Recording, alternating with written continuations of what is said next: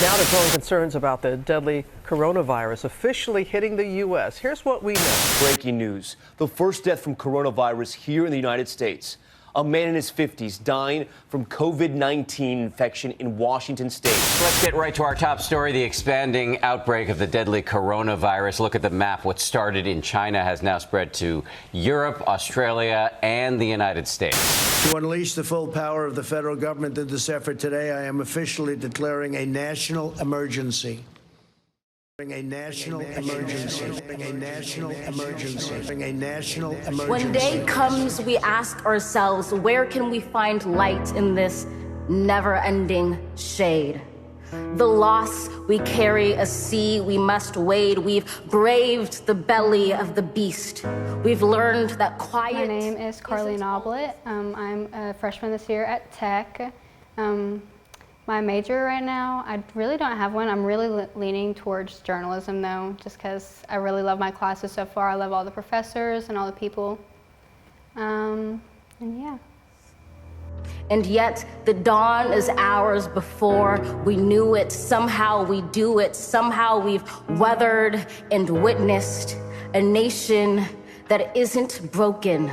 I had heard about it from my mom first because my mom's a teacher. So it affected not only me, it affected a lot of my family.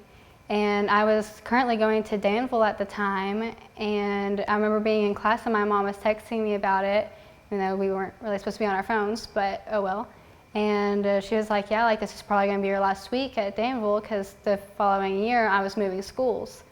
And I was in class and I was like, well, this is my last week with all my friends. Like, it's kind of time to make the most of it, and it was March 13th when we found out, so that was my last day with all my friends as well.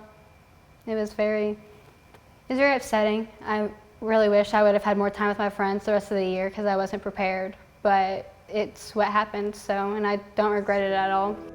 That even as we grieved, we grew, that even as we hurt, we hoped, that even as we tired, we tried, that we'll forever be tied together, victorious.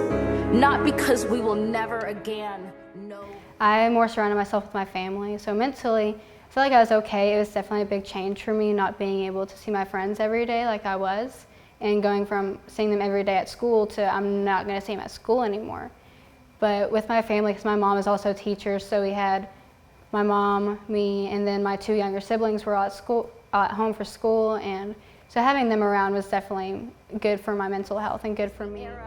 Just redemption, we feared it at its inception. We did not feel prepared to be the heirs of such a terrifying hour, but within it we found the power. I think I had it a bit easier just because having my mom as a teacher, she also is going through the same stuff. So having my mom as my support system and I was my mom's support system, it helped a lot, just being able to talk to each other and was like, oh, like, this is how it is, like she knew.